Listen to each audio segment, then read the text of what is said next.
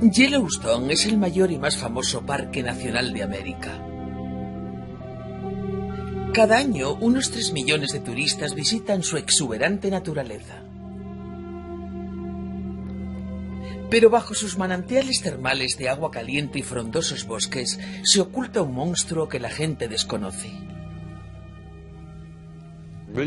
Millones de personas acuden a Yellowstone cada año para contemplar su maravilloso paisaje, sus animales y todo lo demás. Sin embargo, muy pocos comprenden que aquí se hallan sobre un gigante dormido. Si este gigante llegara a despertar, los Estados Unidos quedarían devastados y el mundo se sumiría en una catástrofe que llevaría a la humanidad al borde de la extinción.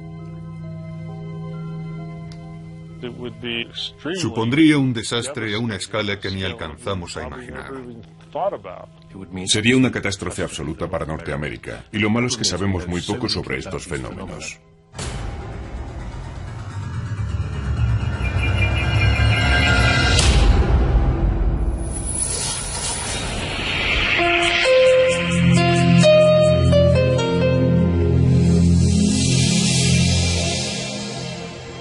Supervolcanes.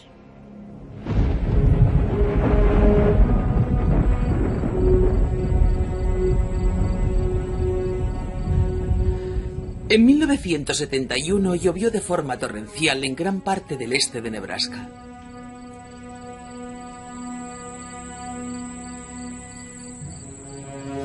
Durante el verano, el paleontólogo Mike Burgess viajaba por las tierras de labranza de la ciudad de Orchard en el Medio Oeste. Lo que allí descubrió superó con creces todas sus expectativas. Iba caminando por esta hondonada en busca de fósiles, como he caminado por miles de hondonadas antes, con la vista fija en el suelo para descubrir pedazos de fósiles que pudiera haber arrastrado la lluvia de la noche anterior.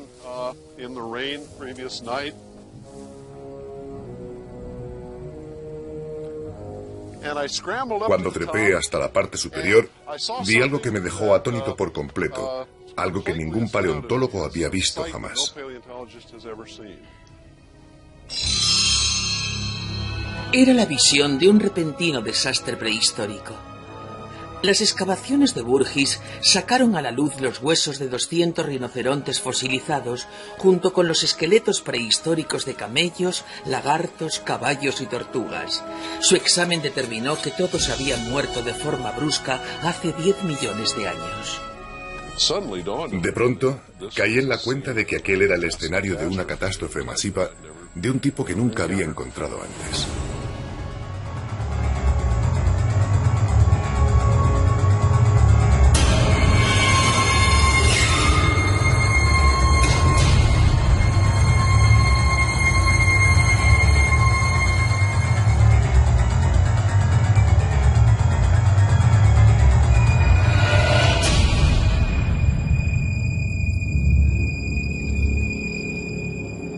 Sin embargo, la causa de la muerte siguió siendo un misterio. No habían muerto de viejos. Observando los dientes de aquellos animales, podría decir que habían muerto jóvenes. Lo sorprendente era que había madres con sus crías, grandes rinocerontes machos en la plenitud de su vida, y allí estaban todos muertos sin que existiera una razón evidente para ello.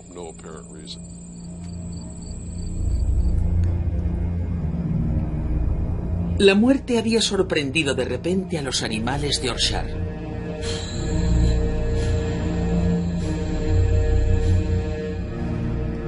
Se encontró otro rasgo extraño en los esqueletos, una rareza que serviría de pista crucial para determinar la causa de la catástrofe. Observamos que todos estos esqueletos estaban cubiertos por una capa muy peculiar, un material blando que al principio tomé por un depósito mineral.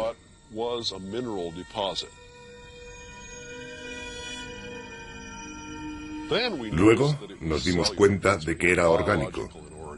Su origen es biológico, lo que quiere decir que algo estaba creciendo sobre aquellos huesos. No tenía ni idea de qué se trataba, jamás había visto nada parecido.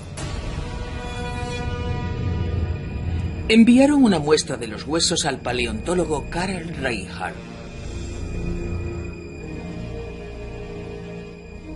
Este es un espécimen típico de huesos de rinoceronte. Se puede ver ese material. Es lo blanco que se ha depositado en la superficie del hueso original.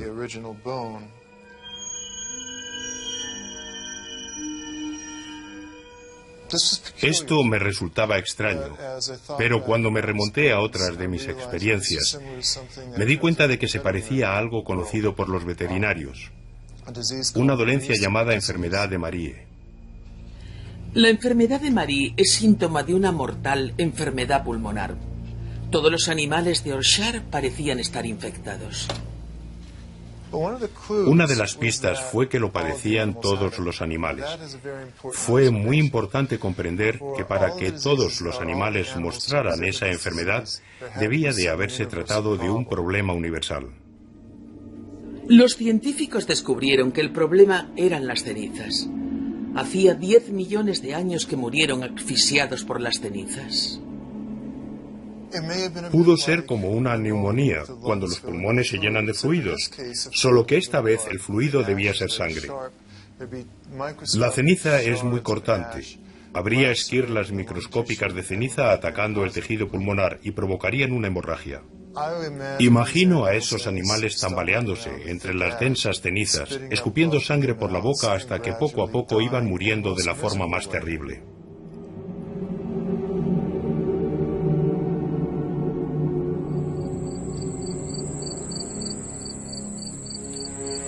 Solo un volcán podría haber generado tanta ceniza, pero en las grandes y lisas planicies de Nebraska no hay volcanes. Recuerdo cómo algunos de mis estudiantes y yo nos sentamos allí tras un día de excavaciones y especulamos sobre la procedencia de todo aquello. Hoy en día no hay volcanes en Nebraska y por lo que sabemos nunca los hubo. Pero era obvio que debió haber un volcán en algún sitio, capaz de producir suficiente ceniza como para cubrir por completo esta zona. Lo que nadie podía adivinar era dónde estaba.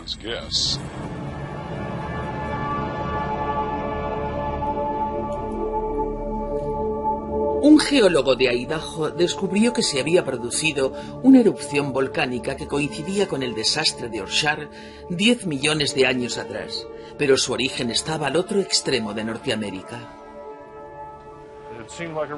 Parecía una historia de lo más fascinante que me dio que pensar, ya que había estado trabajando en rocas volcánicas al sureste de Idaho, que en potencia habrían sido capaces de producir una gran cantidad de cenizas. Algunas fechas se remontan a unos 10 millones de años, así que empecé a preguntarme, ¿es posible que lo de Nebraska lo causara alguna de esas grandes erupciones que ocurrieron al sureste de Idaho? A una gran distancia, 1.600 kilómetros, se encontraba la zona de volcanes extintos de Bruno Yarbridge. ¿Cómo podría esta erupción haber despedido tanta ceniza y hasta tan lejos? Bonnicksen era escéptico. El alcance de las cenizas que expulsan los volcanes es de unas decenas de kilómetros, quizá hasta unos cientos. Esta ceniza de unos 2 metros de espesor está en Nebraska a 1.600 kilómetros de su origen potencial, lo cual es bastante sorprendente. Que yo sepa, nunca se ha documentado un fenómeno semejante.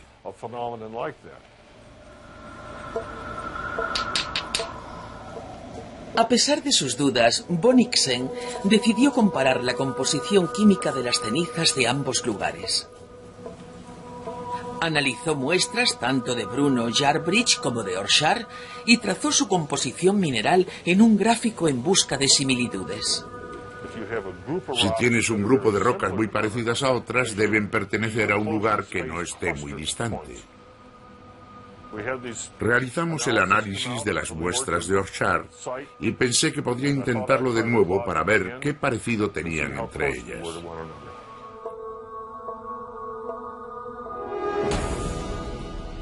Y sorpresa, resultaron ser como las muestras de Bruno Yarbridge.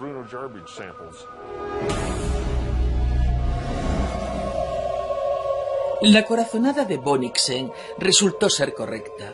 Bruno Yarbridge era culpable de la catástrofe de Orshar.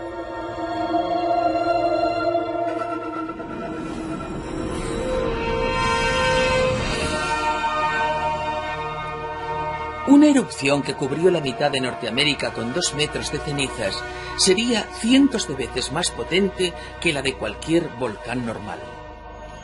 Parecía casi increíble, pero Bruno Yarbridge resultó ser uno de esos raros fenómenos que los científicos apenas alcanzan a comprender y de los que el público no sabe nada. Un supervolcán.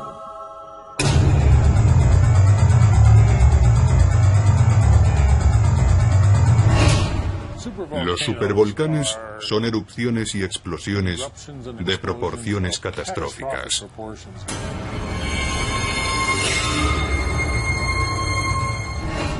Si te sientas y piensas en estas cosas, descubres que son de una magnitud por completo apocalíptica. Es difícil concebir una erupción de ese tamaño. Aunque los científicos jamás han presenciado una erupción supervolcánica, pueden calcular su grado de devastación. Con frecuencia se denomina VEI8 a las supererupciones. Significa que se sitúan en el punto 8 de lo que se conoce como índice de explosividad volcánica. Va de 0 a 8. Mide la violencia de una erupción volcánica y cada punto representa una erupción 10 veces más poderosa que la anterior. Si tomamos como ejemplo el monte Santa Elena, un VEI5, podemos representar la erupción con un cubo de este tamaño. Esto representa la cantidad de material expulsado durante esa erupción. Si subimos un punto hasta el VEI6, como del tamaño de la de Santorini, podemos representar la cantidad de material expulsado en Santorini con un cubo de este tamaño. Pero si pensamos en las erupciones VEI8, tenemos entre manos algo de un tamaño muy distinto, una explosión colosal. Se pueden representar algunas de las mayores erupciones VEI8 con un cubo de este tamaño. Es enorme. Los volcanes normales están compuestos por una columna de magma, roca fundida, que emerge desde las profundidades de la Tierra, haciendo erupción en la superficie y solidificándose en capas a los lados. Esto forma las familiares cimas redondeadas o montañas con forma cónica. La mayoría de la gente piensa que un volcán es un bonito cono simétrico. Se forma cuando el magma sube hasta la superficie y es expulsado en erupciones explosivas o como lava. La ceniza y varias capas de lava se van acumulando hasta que al final queda la clásica forma de cono. Los vulcanólogos saben que este lento flujo líquido de magma contiene una enorme cantidad de gases volcánicos, como dióxido de carbono y dióxido de sulfuro. Como el magma es tan líquido, estos gases burbujean hasta la superficie y escapan con facilidad.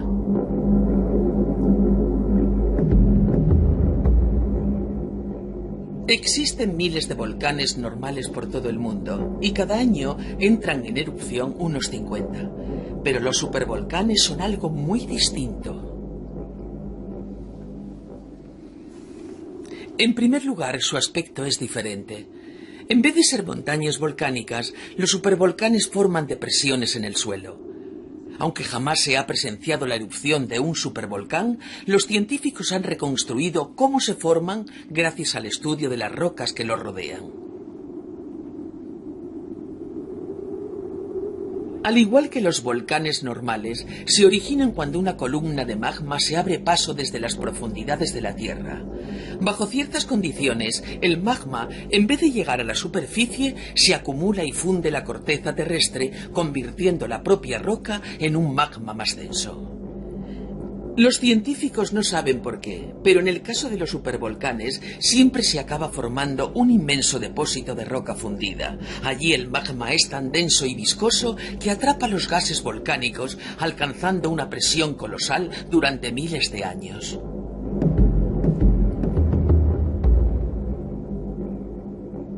Cuando la cámara de magma por fin entra en erupción, la explosión es cientos de veces más fuerte que el vaciado normal de un depósito subterráneo. Todo esto provoca que el techo de la cámara se derrumbe, formando un enorme cráter. Todas las erupciones de supervolcanes provocan estos cráteres hundidos. Se denominan calderas. El principal factor que determina el tamaño de una erupción es la cantidad de magma depositado. Si se acumula un enorme volumen de magma en la corteza, tendremos una erupción en potencia muy grande.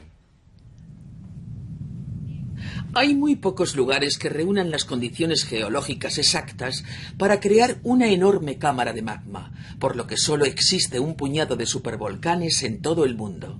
El último que entró en erupción fue el Toba hace 74.000 años. Ningún ser humano moderno ha presenciado una erupción así.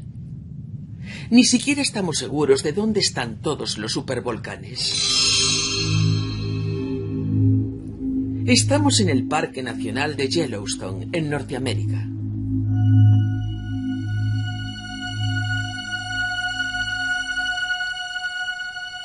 Desde siempre la gente comienza a explorar Yellowstone por la zona conocida como hidrotermal.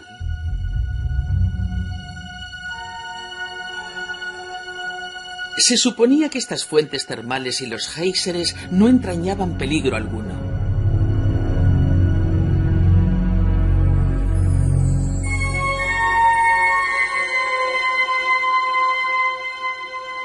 Pero todo eso tendrá que cambiar.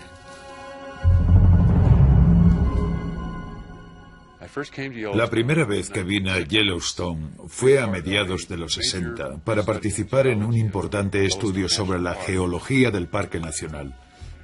Por aquel entonces yo no tenía ni idea de lo que íbamos a encontrar.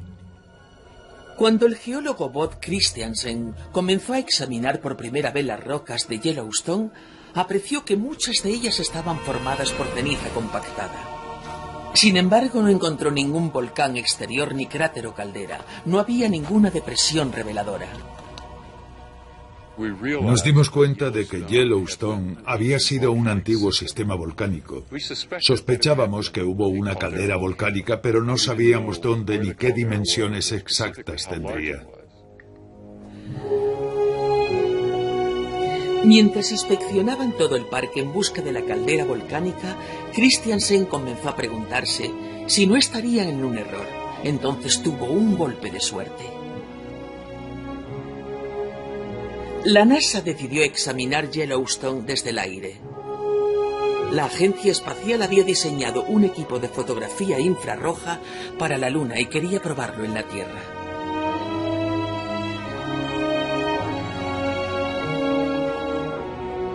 El vuelo de prueba de la NASA tomó las fotografías de Yellowstone más reveladoras que jamás se han visto. Lo más excitante de verlo todo a través de los sensores de imagen a distancia era la sensación de que te mostraban de una pasada lo que en realidad había allí.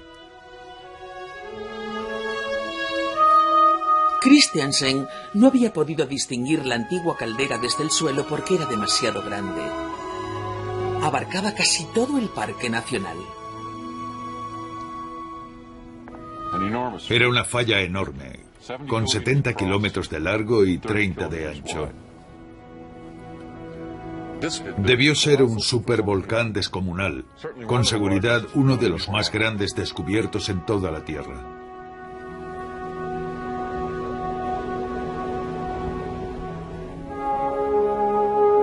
Bob Christiansen estaba decidido a descubrir cuándo había entrado en erupción Yellowstone. Empezó por examinar las capas de ceniza solidificadas con un grosor de docenas de metros despedidas durante la erupción. Encontró 3 capas independientes, lo que significaba que se habían producido 3 erupciones diferentes.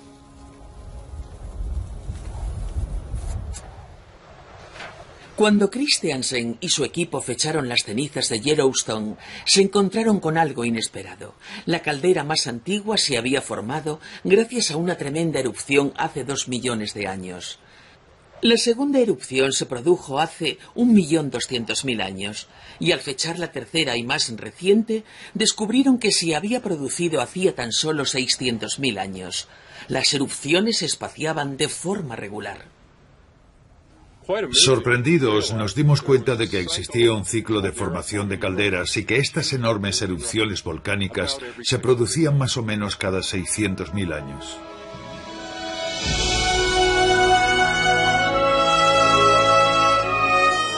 Yellowstone tenía un ciclo de erupciones de 600.000 años y la última se había producido justo hacía 600.000. Sin embargo, no había indicios de actividad volcánica en la actualidad. El volcán parecía extinto. Pero esta reconfortante certeza iba a cambiar.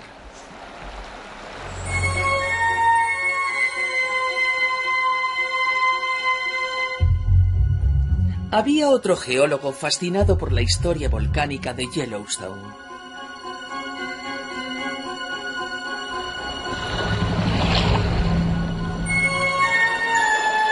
Al igual que Christiansen, el profesor Bode Smith había pasado gran parte de su vida estudiando el parque. En 1973 realizaba un trabajo de campo en un extremo del lago Yellowstone. Estaba trabajando en la parte sur del lago, en un lugar llamado Isla Peal. Me encontraba en la isla un día y reparé en un par de cosas poco usuales. El embarcadero que solíamos utilizar parecía haberse sumergido.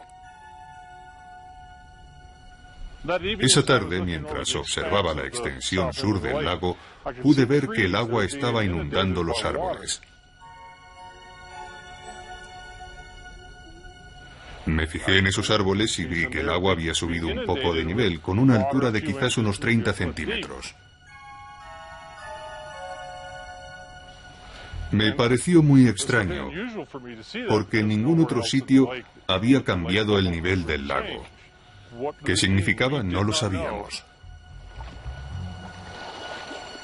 Smith encargó un reconocimiento para intentar descubrir qué estaba ocurriendo en Yellowstone. Ya se había estudiado el parque con anterioridad durante los años 20, cuando se midió su elevación por encima del nivel del mar en varios puntos de Yellowstone. 50 años más tarde, Smith estudió los mismos puntos. La idea era medir sus elevaciones para compararlas de mediados de los 70 con las obtenidas en 1923. Lo que hicimos fue tomar de nuevo las medidas con un nivel de precisión de unos milímetros.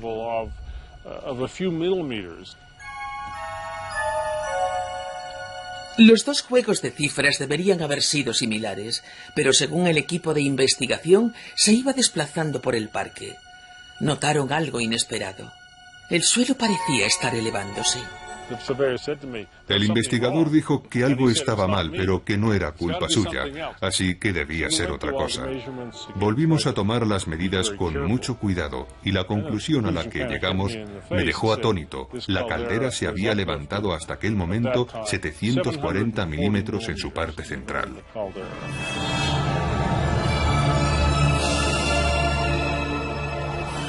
Mientras seguían midiendo, empezó a surgir una explicación para los árboles sumergidos.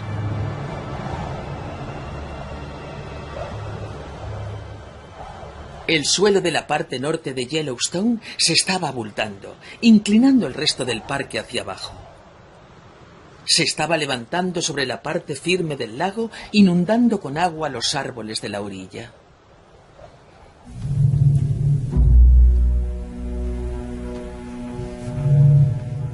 El vulcanólogo comprendió que solo una cosa podría hacer que la Tierra se elevara de esa forma: una gigantesca cámara de magma vivo.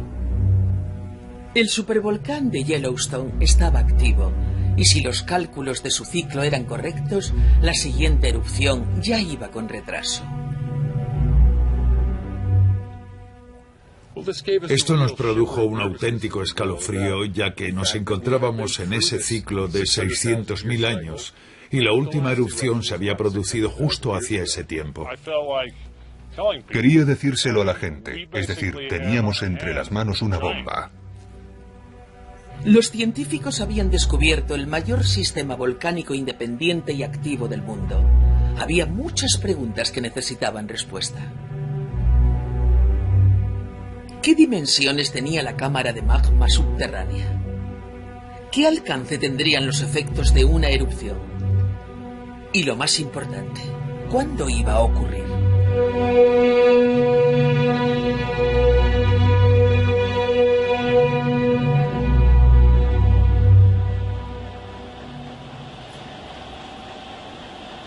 Para dar respuesta a todas estas cuestiones, los vulcanólogos sabían que primero tenían que comprender la misteriosa cámara de magma de Yellowstone.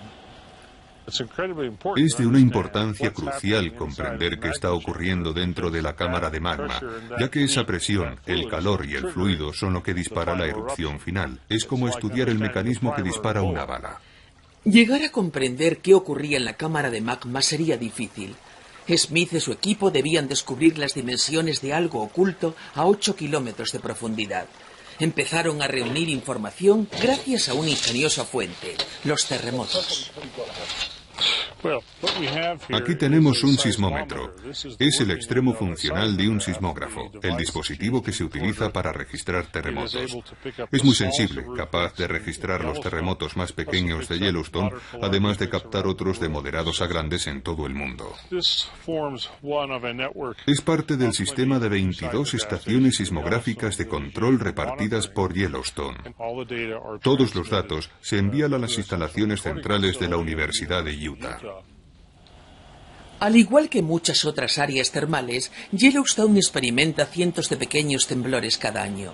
Son inofensivos, pero Smith ha utilizado su laboratorio sismográfico para trazar las dimensiones de la cámara de magma. Los terremotos son esenciales para indicarnos el pulso.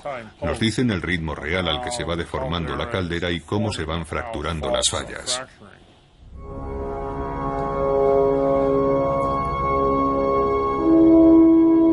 Los 22 sismógrafos permanentes de voz de Smith están repartidos por todo el parque. Detectan las ondas sonoras procedentes de terremotos subterráneos. Las ondas se desplazan a diferente velocidad según la textura de los objetos que atraviesan. Las ondas sonoras que atraviesan roca sólida son más rápidas que las que se desplazan por roca fundida o magma. Midiendo el tiempo que tardan en llegar a cada sismógrafo, Smith puede determinar qué material han atravesado. De esta forma se acaba trazando la imagen de lo que se oculta bajo el parque.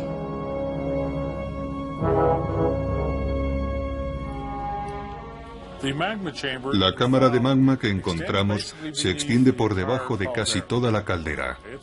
Puede que tenga unos 40 o 50 kilómetros de larga, quizás unos 20 de ancha y un grosor de unos 10 kilómetros. Su volumen es gigantesco, abarca casi la mitad o un tercio de toda la superficie del Parque Nacional de Yellowstone.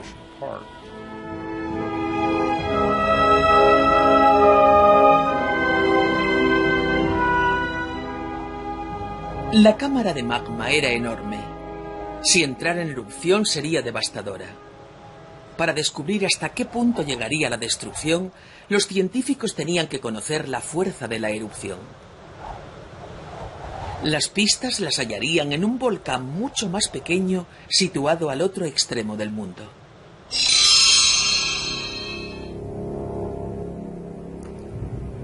La isla griega de Santorini.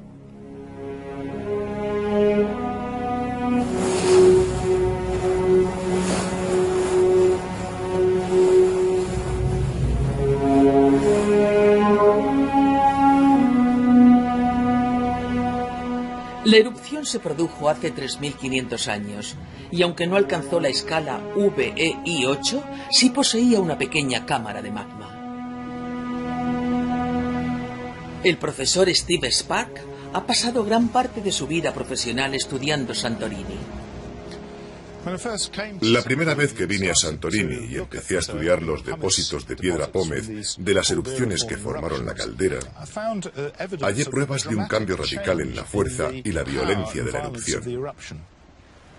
Al examinar las capas de piedra pómez, Spark descubrió que las cámaras de magma podrían haber erupcionado con una fuerza casi inimaginable, con gran alcance de destrucción. Existen pruebas de un repentino aumento de la potencia. Enormes bloques de 2 metros de diámetro expulsados con violencia fuera del volcán, recorriendo hasta 7 kilómetros antes de destrozarse contra el suelo. Esos bloques tendrían que haber salido despedidos del volcán a cientos de metros por segundo, más o menos la velocidad del Concorde. Imaginen esta enorme roca roja chocando y despedazándose con el impacto. Para comprender por qué los volcanes caldera pueden entrar en erupción con tal poder, Spark reprodujo su violencia en una escala de 1 a 1 trillón. En el laboratorio hizo un modelo de la reacción que se produce en la cámara de magma de una caldera en erupción. El problema es que no podemos entrar en la cámara de magma, así que lo mejor que podemos hacer es ir al laboratorio e intentar simular lo que ocurre en la cámara y en su recorrido hacia la superficie.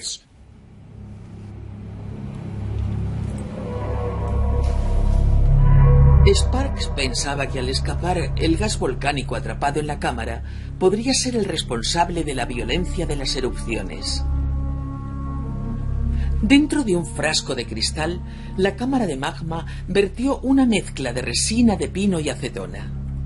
La resina reproducía el magma y la acetona simulaba los gases volcánicos atrapados como el dióxido de carbono y el dióxido de sulfuro.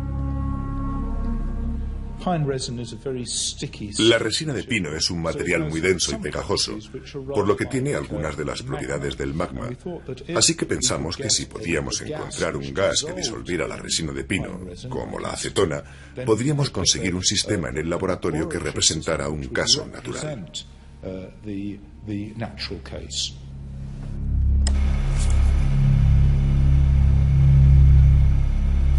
Sparks creó luego el vacío dentro del frasco para simular la despresurización que se produce en la cámara de magma.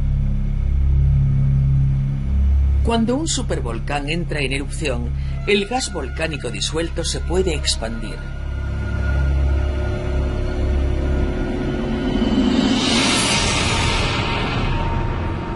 Cuando el vacío llegó hasta el líquido, se produjo un cambio drástico.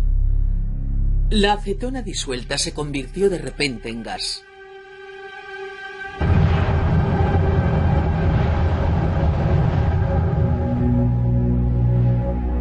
La resina se expandió provocando un violento burbujeo y haciendo que el contenido explosionara fuera de la cámara. Estos experimentos nos ofrecen muchísima información sobre el enorme poder de los gases que produce una solución y hacen posibles estas explosiones tan violentas.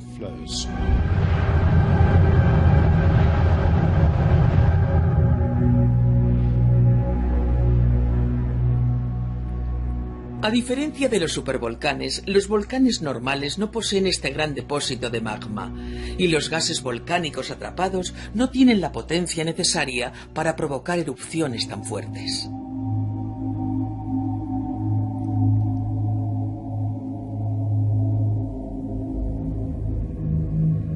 Pero los experimentos de laboratorio no pueden responder a la pregunta más intrigante relacionada con Yellowstone. ¿Cuándo se producirá la próxima erupción? Los científicos se enfrentan a un problema. Jamás han visto un supervolcán en erupción. Hasta que se observe y analice una erupción VEI-8, nadie sabrá qué determinados precursores podrían encontrarse en la erupción de Yellowstone. Podemos hacer modelos de volcanes y de su actividad en un ordenador del laboratorio, pero necesitamos datos derivados de la observación para que sean más realistas. Nunca se han estudiado científicamente ni documentado los precursores de las erupciones volcánicas gigantes, por lo que no sabemos qué debemos buscar. Es evidente que nadie desea ver un desastre mundial, pero la cuestión es que nunca comprenderemos bien los procesos que participan en las erupciones de los supervolcanes hasta que se produzca una de ellas. Una siniestra realidad se oculta tras todos los esfuerzos de la humanidad por comprender los enormes mecanismos que activan las erupciones VEI-8. A la larga, intentar descubrir cómo funcionan los supervolcanes resultará inútil. Solo hay que pensar en la última.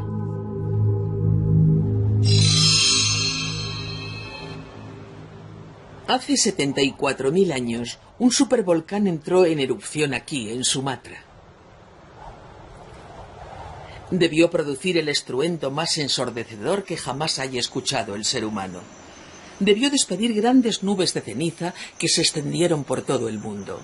La caldera resultante formó el lago Toba, de 100 kilómetros de largo y 60 de ancho. Fue, en otras palabras, colosal.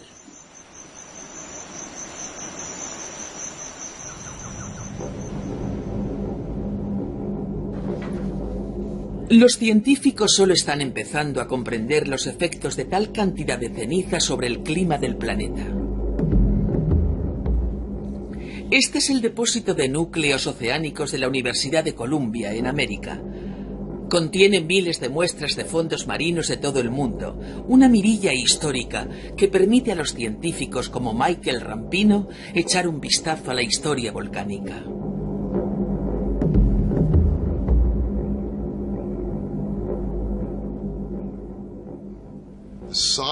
La erupción del Toba fue enorme. Estamos hablando de unos 3.000 kilómetros cúbicos de material expulsados por el volcán. Esto supone como 10.000 veces más que en la erupción del monte Santa Elena en 1980, lo que la gente considera una gran erupción, una auténtica supererupción.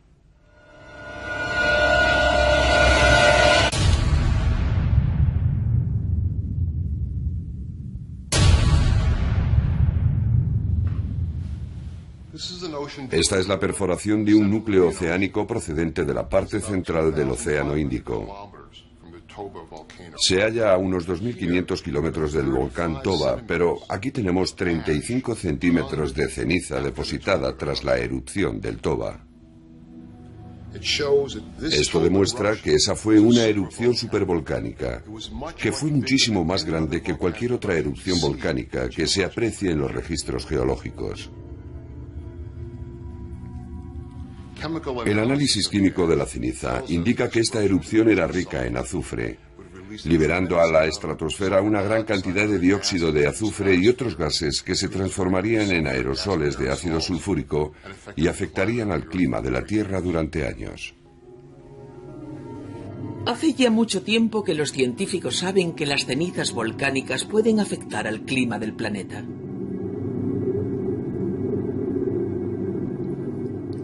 La fina ceniza y el dióxido sulfúrico, lanzados a la estratosfera, reflejan la radiación solar otra vez al espacio e impiden que la luz del Sol llegue a la Tierra. Esto tiene un efecto de enfriamiento sobre el planeta.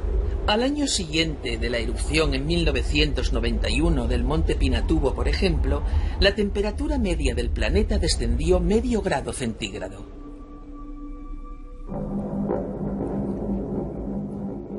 Comparando la cantidad de ceniza proyectada por los volcanes del pasado y su efecto sobre la temperatura de la Tierra, Rampino pudo estimar la repercusión de la erupción del Toba sobre el clima del planeta hace 74.000 años.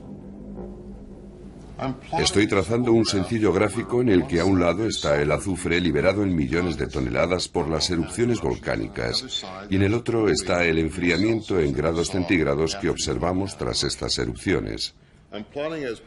Señalo como puntos las erupciones históricas, como la del monte Santa Elena, el Krakatoa, Pinatubo y Tambora.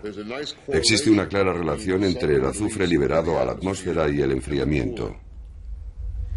Basándose en esta relación entre el azufre liberado por los grandes volcanes y el enfriamiento global, Rampino puede calcular la bajada de la temperatura provocada por la erupción del Toba.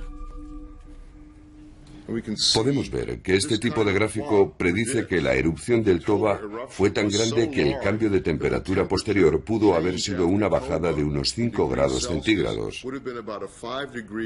Algo muy importante. Un enfriamiento del planeta muy acusado. Una bajada media de 5 grados centígrados en la temperatura global habría sido devastadora, provocando que el verano en Europa se congelara e induciendo el invierno volcánico.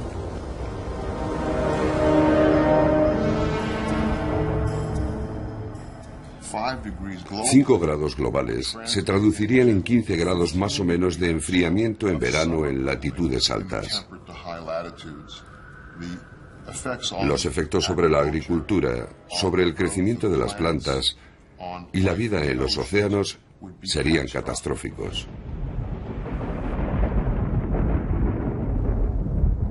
Esta catástrofe mundial debió continuar durante años, afectando de forma importante a la vida en la Tierra.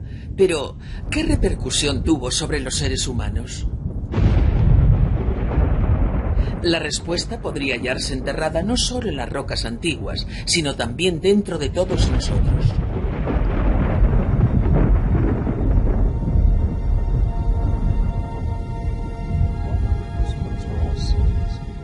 Lynn Jorde y Henry Happerdin son científicos especializados en genética humana. Desde comienzos de los años 90 han estudiado el ADN mitocondrial utilizando esta información para investigar el pasado de la humanidad. La mayor parte de nuestra información genética se almacena en el núcleo de nuestras células, pero existe una pequeña cantidad separada en otro elemento, la parte que produce la energía de las células, la mitocondria.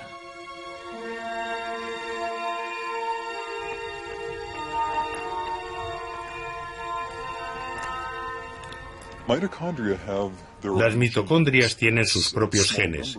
Es solo un número limitado de ellos, una pequeña cantidad de ADN, pero es distinto al resto del ADN de la célula, ya que las mitocondrias se transmiten de una generación a la siguiente, heredándose solo de la madre, por lo que nos ofrecen un historial sobre el linaje materno de la población.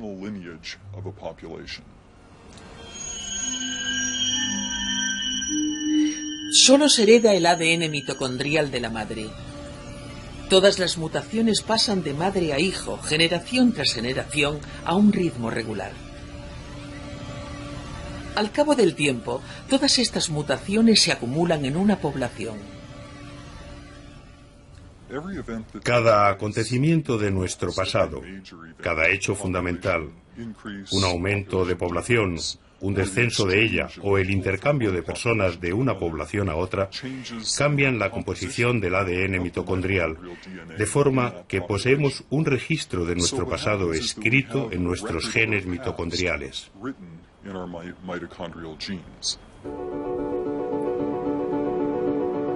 Conociendo el patrón de mutación del ADN mitocondrial y mediante un complejo análisis de la distribución de estas mutaciones, los genetistas pueden estimar el tamaño de la población en el pasado. Hace varios años empezaron a observar un patrón extraño en sus resultados.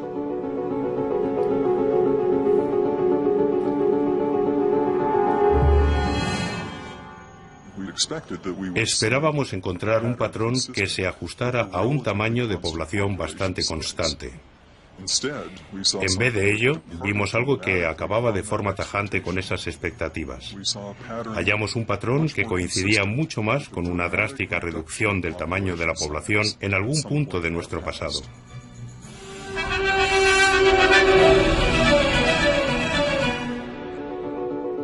Esto confirmó lo que otros genetistas habían apreciado.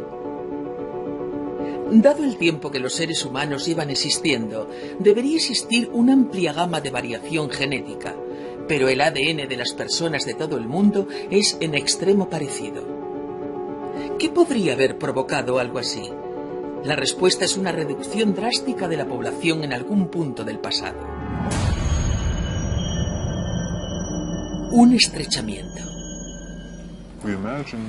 Imaginamos la población distribuida de esta forma. En un pasado lejano teníamos una gran población, pero luego se produce una reducción como esta, y luego un posterior aumento de la población otra vez. Así pues, habría familias de personas en ese pasado distante con una importante cantidad de diversidad genética. Pero cuando se produce la reducción, cuando se reduce el tamaño de la población, quizás solo unas pocas de esas familias sobrevivieron a ella. En ese momento, cuando la población es muy pequeña, sufrimos una reducción drástica de la diversidad genética, por lo que las personas que vemos hoy en día descenderían solo de aquellos que sobrevivieron y su genética sería mucho más parecida entre ellos, reduciendo la cantidad de variación genética.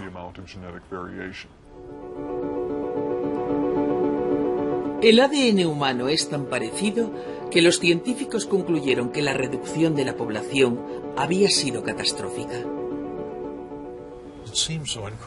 Parecía increíble pensar en todos nosotros, que ahora somos 6.000 millones de personas en la Tierra, y lo que esos datos nos indicaban era que nosotros, toda nuestra especie, se había reducido a tan solo unos pocos miles. Lo vimos de repente. Teníamos algo que decir sobre la historia de la humanidad.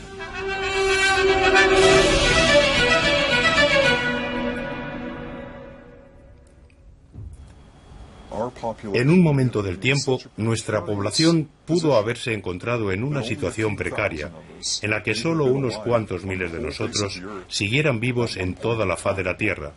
Casi nos habríamos extinguido. Pudo pasar algo tan catastrófico que estuvo a punto de provocar que nuestra especie desapareciera por completo.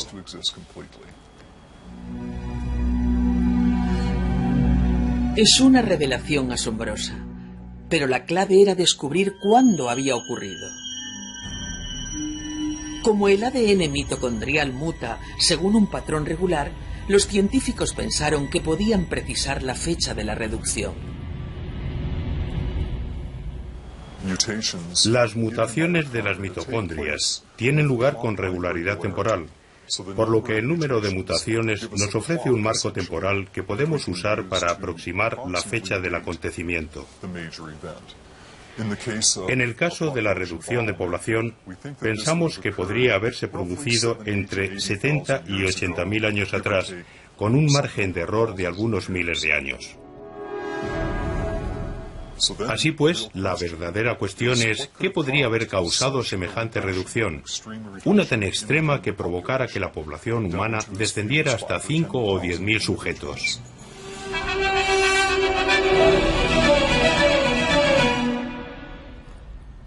Los genetistas no tenían ni idea de qué podría haber causado una reducción tan dramática de la población. Henry Happerdin empezó a recorrer universidades dando charlas sobre esta reducción. El antropólogo Stanley Ambrose le invitó a dar una conferencia a sus estudiantes. Stanley tiene muchas ideas. Es el tipo de científico que va cogiendo cosas de aquí y de allá y luego las coloca todas juntas. Me senté a escuchar su charla y él comenzó a hablar sobre esa reducción de la población humana. Me pregunté qué podía haberla causado y en ese momento me puse a sudar. Fui hasta Henry y le dije, acabo de leer un documento, está en mi mesa y creo que podría ser la explicación de por qué se produjo esa reducción de la población. No lo llegué a leer hasta una semana más tarde, y cuando lo hice, fue como si alguien me abofeteara. Ahí estaba. El documento trataba sobre la supererupción en Sumatra de un volcán llamado Toba.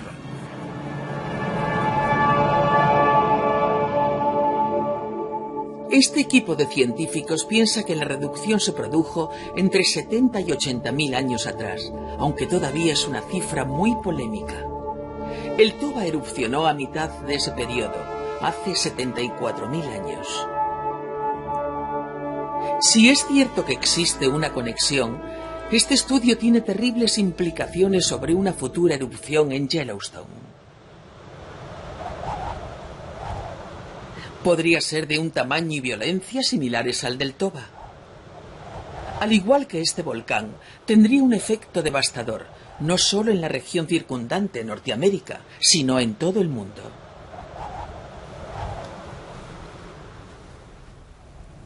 Si Yellowstone vuelve a estar activo, y lo hará, será desastroso para los Estados Unidos y después para el mundo entero.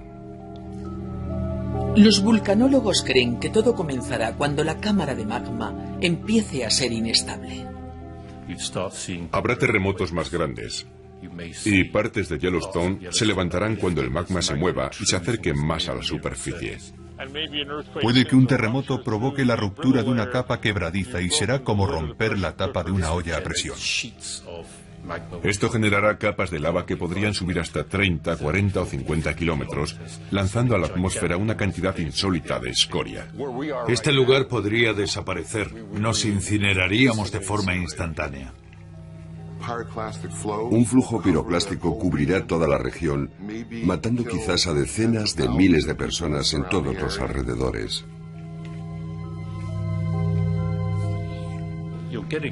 Hablamos de una erupción que apenas podemos imaginarnos, porque nunca se ha visto algo semejante. No se podría hacer nada a 1000 kilómetros a la redonda mientras ocurre algo como esto.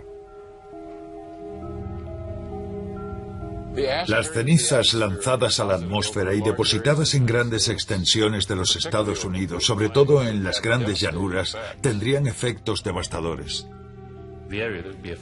La zona más afectada sería el centro agrícola de Norteamérica, que produce una ingente cantidad de grano a escala mundial. El verdadero problema es que no se vería nada. Los cultivos se desvanecerían de la noche a la mañana.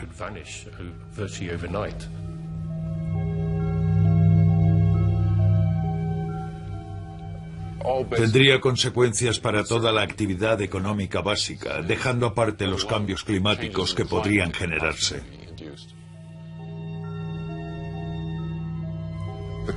Los efectos climáticos en el planeta derivados de esa erupción se deberían a la nube de materiales que subirían a la atmósfera. Se extendería por todo el mundo y tendría un efecto de enfriamiento que es probable que acabara de un plumazo con todas las cosechas del mundo. Lo cierto es que no se puede exagerar el efecto de estas grandes erupciones. En cierto sentido, la civilización comenzaría a desgarrarse. Que a lo largo de la historia no se haya visto ni documentado algo así, significa que la raza humana no está familiarizada con estas cosas porque son hechos muy raros. La cuestión no es si se activará o no. La verdadera cuestión es cuándo, ya que antes o después se producirá una de estas grandes supererupciones.